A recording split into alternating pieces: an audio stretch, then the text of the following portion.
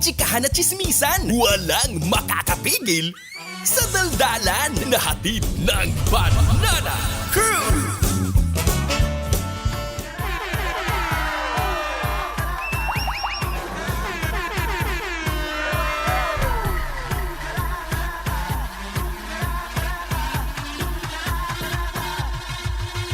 Wow! 92.3 FM Radio Manila, your favorite music radio, Ka-Vibes! Isang magandang afternoon pa rin sa lahat ng mga ka-vibes natin sa Luzon, sa Visayas at sa Mindanao. Yes, you heard it right mga ka-vibes. Dahil syempre hindi lamang tayo sa 92.3 sa Metro and Mega Manila naririnig. Correct. Dahil sa oras na 3:25, sabayan tayong napapanood sa ating YouTube channel. Hanapin nyo lamang 92.3 FM Radio Manila at hindi lang yan, bestie. Napapakinggan din tayo sa pamamagitan ng 102.3 FM Radio Baguio. Ay, hindi pa dyan magpapakabog, Ay, syempre. saan pa? Napapakinggan din tayo sa 97.5 Gensan. Wow! Oh, akala mo ikaw lang may entry, ha?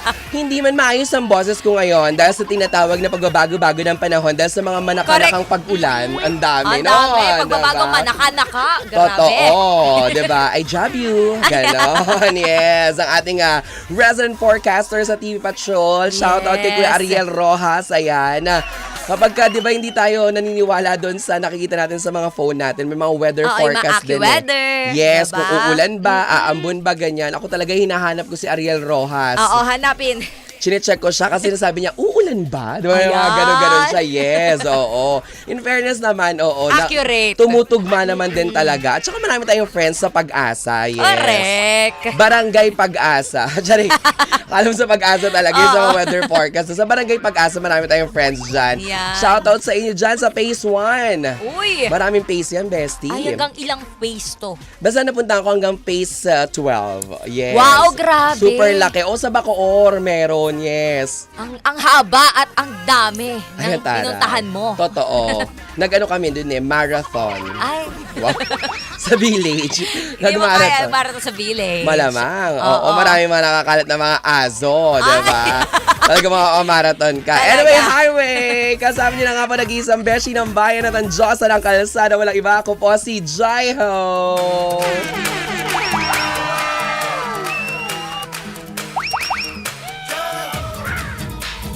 At syempre naman, ay kasama nyo rin ngayong hapong ito ang Chinita, ang Chikadora, ang bestie mo, ang bestie ko, ang bestie nyong lahat, Kim Chur! Ba? Ay, ganda.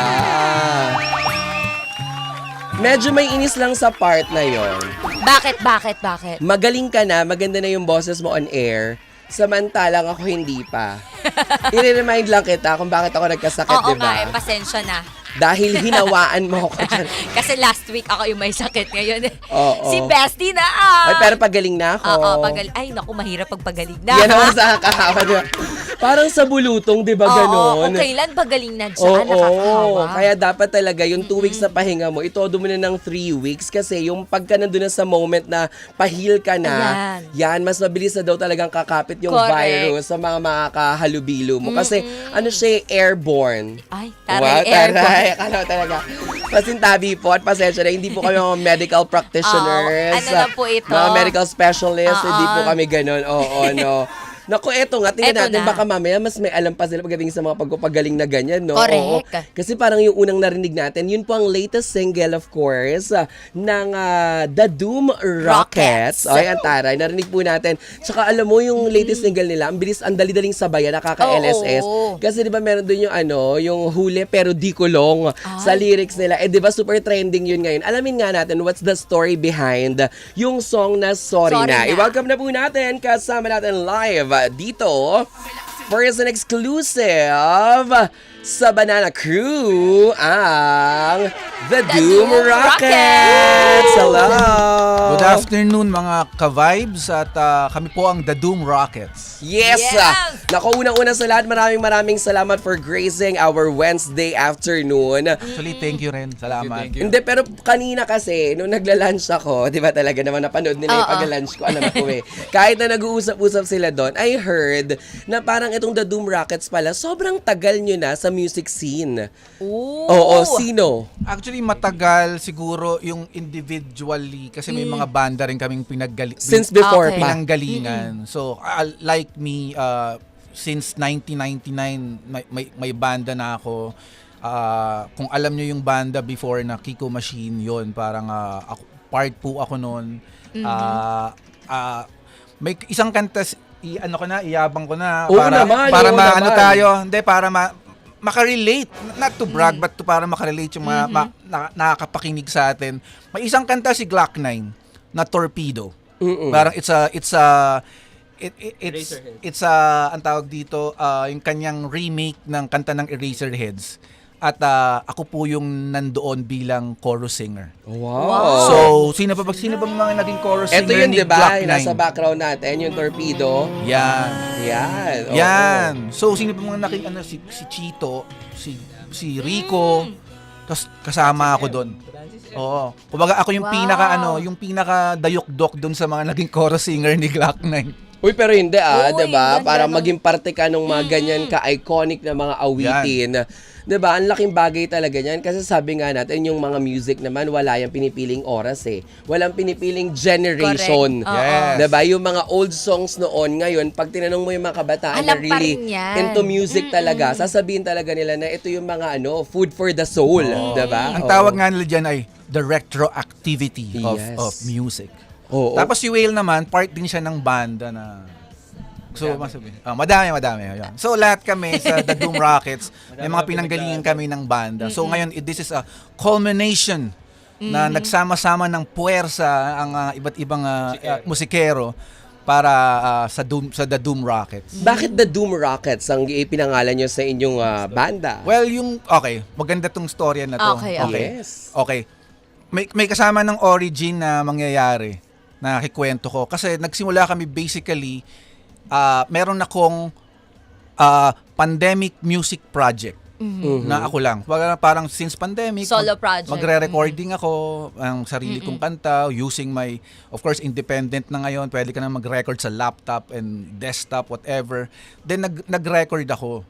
Then after noon, parang I uploaded the song, then parang nag-message sila Whale na, "Sir, gusto niyo po bang gusto niyo po ba ng collaboration?"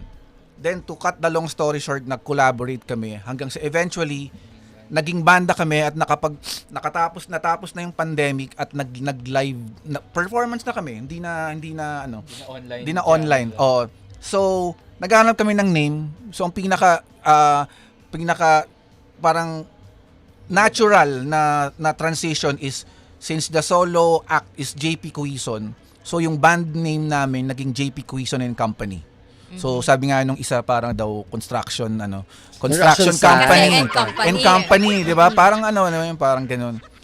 Tapos okay na, then fast forward again 2 years after. 2 years after, by God's grace, nakakuha kami ng distribution contract sa Sony, The Orchard.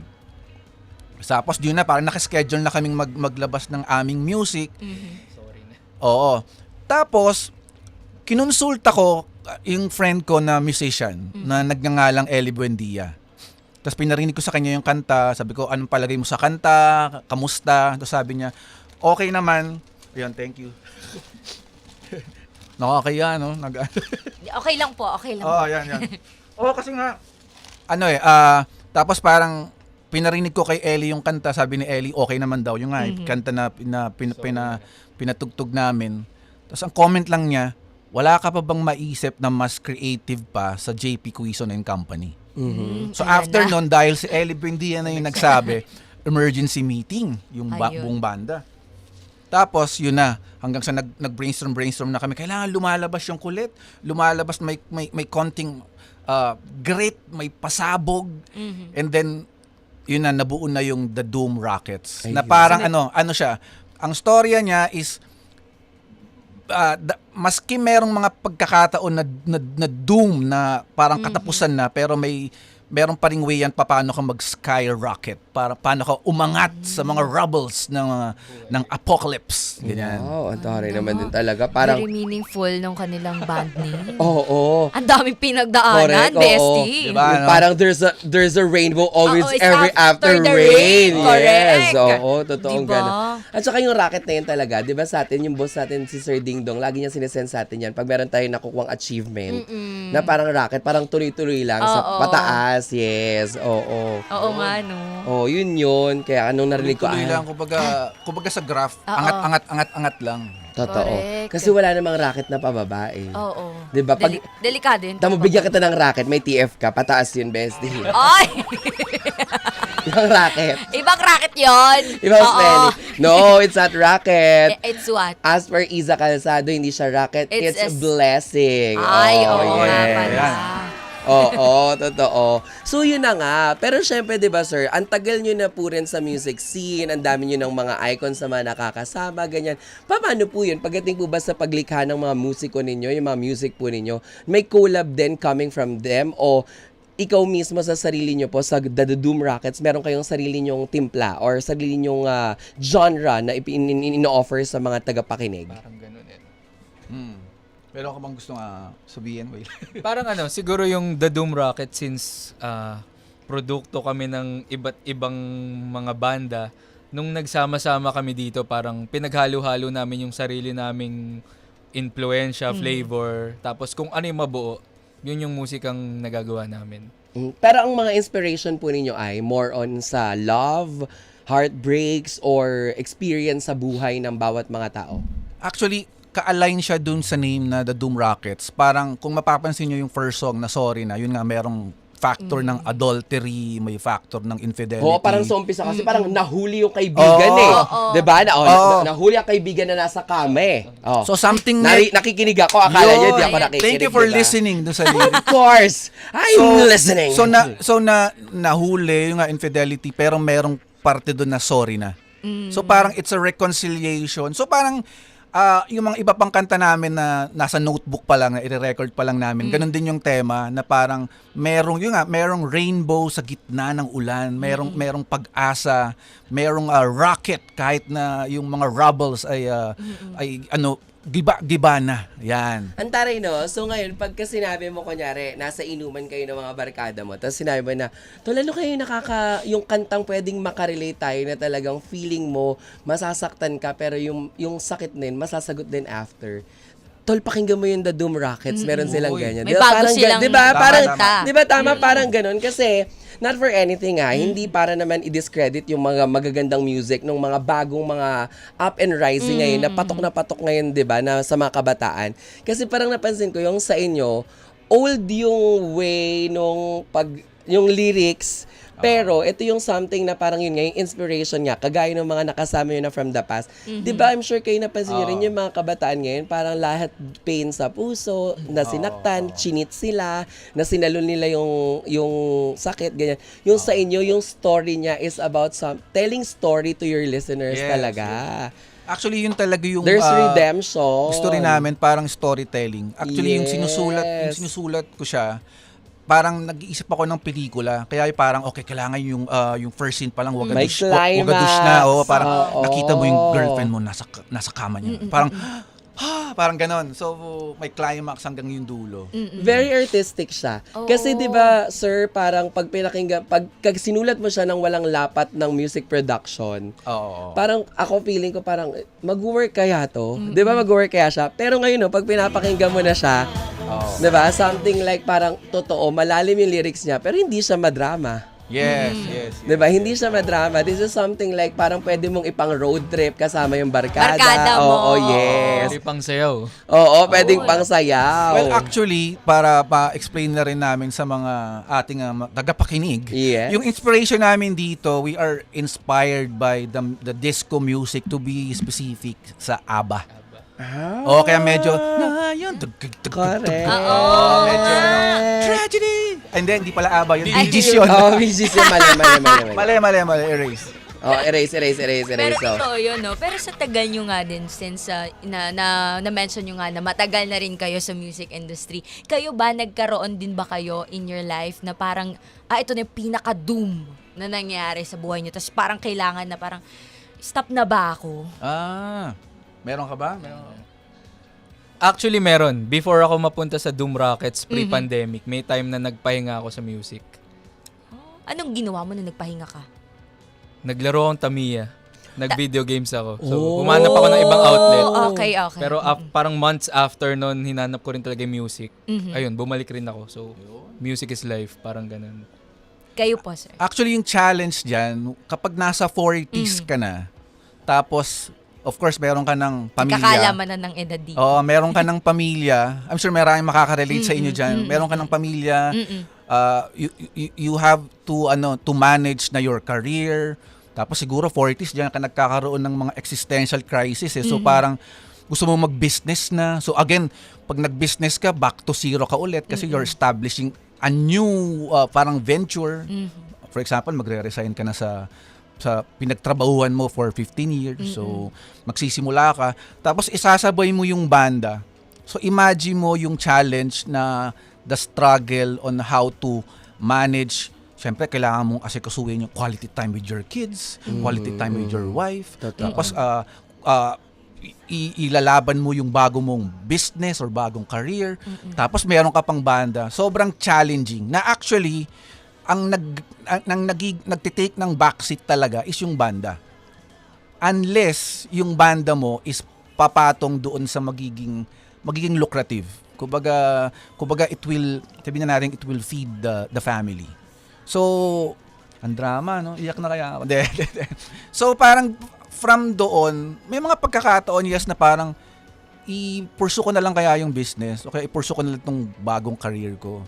Pero parang babalik pa rin kami with music. I think this is the gift na binigay sa amin. So parang kung hindi namin gagawin at hindi kami maglalabas ng music, parang it's a disservice to the gift giver na parang binigay ko sa inyo yung gift na yan. Binigay ko sa inyo yung story nung merong nahuling infidelity na something. Di nyo i-share. So doon kami bumabalik. Doon yun nga, again, the ethos of the Doom Rockets is sa kalagitnaan ng doomness, merong rocket. Ang taray, no? Life is really a cycle. Listening to their story kasi last time we interviewed yung mga baguhan, as in yung mga bata, di ba? Yes, up and rising talaga. Oo, yung mga bagets na interview natin last week.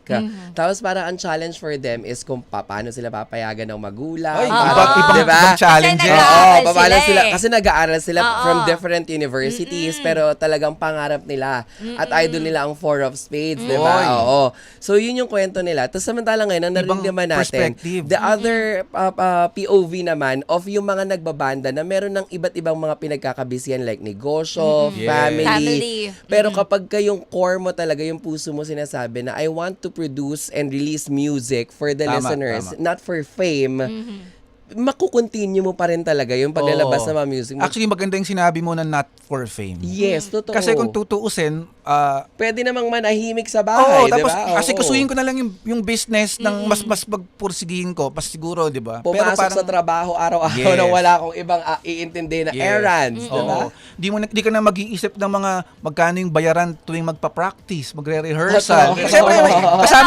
kasama na sa budget mo ng ano yan eh. Alam mo dati, nung natatandaan ko, way back 2010, afford pay. Mura-mura pa yung per hour ng mga studios. Oo. Ang dami rin kasing nagsara. Dati, natandaan ko sila Tuti Karingal, meron silang mga band, studio. Blue Light. Yes, di ba dyan sa may banda papuntang Kamuning Chi, ganon, yes. But may banda ka ba before? Hindi, kasi I am part of Music Up Late Live.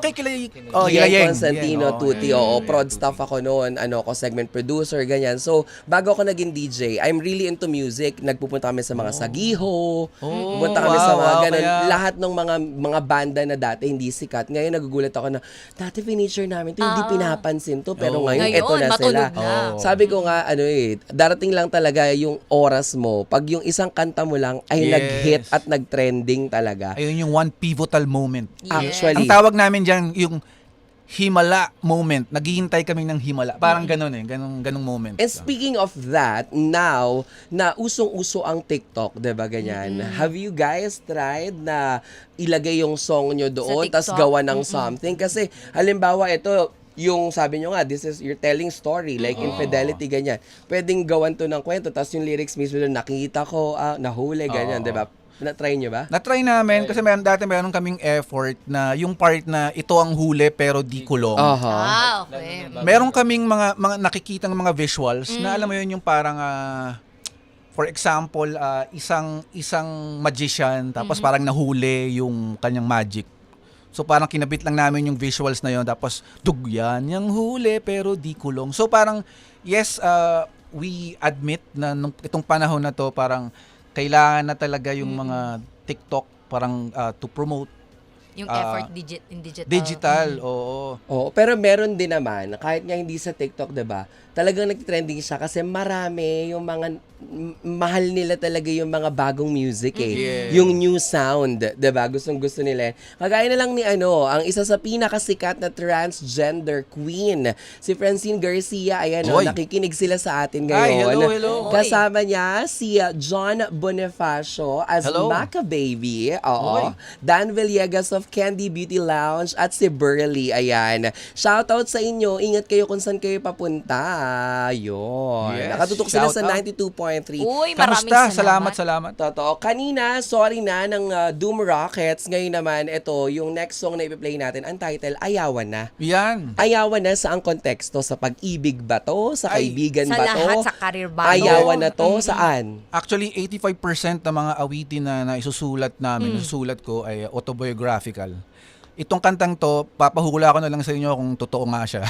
Pero it's all about burnout, work burnout. Ayawan na sa trabaho to. Ayawan na. Kaya kung medyo mag-focus kayo sa lyrics niyan, yan ang isang sentimento ng isang tao na talagang kino-contemplate niya na kung magre-resign ba siya. Tapos parang napabanggit niya sa sarili niya na sinubukan niya lahat na lang ginawa niya, nakisama siya, pero actually ganun pa rin, walang pagbabago. Mukhang ito na ang panahon na ang solusyon na lang ay resignasyon. Ay, ang taray. Ay. Pero di ba minsan sa song, kung yan yung pinakakwento ng song na to, di ba sa maraming kanta na na-play ko na sa radyo for 2 decades, parang I remember mayroong mga kanta na yun yung kwento, pero pwede mong i-relate sa ibang mga bagay. Tama ba relasyon. ako? Pwede rin. Okay. Kasi kung ayawan na, pwede ko siyang i-relate. Halimbawa, ako, ayoko na at ayawan na para dun sa mga taong nagpapakita lang ng mixed signal sa'yo. Pwede rin. Ayan, Pwede pwede. Diba? Yung okay kayo, sinusundo ka, sabay kayong kumakain at kung ano-ano Uy, pa. pero nanlalamig na. Diba? Pero ang ending, wala lang pala sa kanya. Ayaw. Pero kapag Tama. kayong dalawa lang, sobrang sweet kayo. Ay. Pwede rin to? Pwede rin. Pwede. Nako. Dahil may line dyan, unang-unang line dyan na may mga pagod na hindi na nadadaan sa pahinga. Tingnan natin. Ay, I'm so ba't parang excited. relate? Ay, hindi ako yun, bestie. Ano ka ba? Yung Wag mga ka ka-vibes parang- natin, may nag-message kasi. Oo. #relate. Naku, Oh, pakinggan yun. na nga natin first and exclusive. Dito lang syempre. Sa inyong pinakikinggan, umaarangkada rumarachada. Kami po ang totoong tunog number 1. Ito ang 92.3 FM Radio Manila, your favorite music radio, Ka-Vibes! Banana Crew. Exclusive. O diba? Relate na Grabe. relate sila Oo. Francine Garcia. Naiiyak ako, naalala ko, hindi pala Oo. pala. Ay. So parang nag-resign ka rin ba? Ano, ikaw, tinuloy mo ba yung naalala. resignation o tumuloy ka pa dun sa trabaho? Oo, nag-resign ako. Yun. Ayun. Pati ano ko yan parang therapy ko yan habang sinusulat ko, umiiyak ako parang ayoko na dito, ayoko na. Oo. Oo, yun.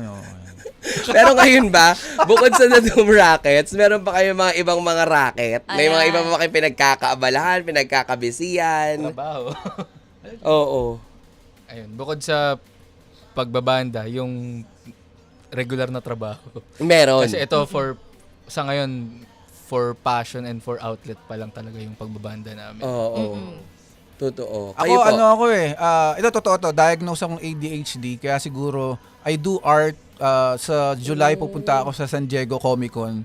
Meron kaming Next Comic Art Crew, so part ako nun. Tapos, meron din akong solo na music. Mhm. So, you can check it sa Spotify. Tapos, I also do mga YouTube, mga TikTok, and Reels. Ano pa ba? Of course, I do art bazaars, yung mga business. Nasa Toycon ako sa Friday, Saturday, Wow. and Sunday. So, yun. Saya. Kung ano-ano, no? Tama yan. Very artistic po Oo. talaga kayo, no? Adi, ano na ako, full-time creative. Yes, diba? Oo. Nako, sa mga nakikinig po sa atin, sa mga ka-vibes po natin dyan, na nakatutok sa atin, of course, nako, pwede nyo na pong i-request. Pwede nyo pong i-comment down below kung gusto nyo pong mapakinggan ang mga awitin ng The Doom Rockets dito sa 92.3 FM Radio Manila, your favorite music radio ka-vibes. Wag na po kayong may i-comment, i-request at pakinggan po natin ito. Correct. Yes, promote your social media accounts. Saan pwedeng mahanap yung mga songs ninyo buko dito sa 92.3? Sa social media namin, lahat ng handle name namin at The Doom Rockets Band. Nakita ko nga, tinaga ko nila Will eh. Oo, salamat Sa lahat, sa Salamat. TikTok, sa YouTube, Yes. sa Facebook, sa Instagram. Spotify. Sa lahat. Yon. So, thank you so much. Maraming salamat. Maraming salamat sa The Doom Rockets na nakasama natin on a Wednesday afternoon. Grabe. 3:54 ang oras natin.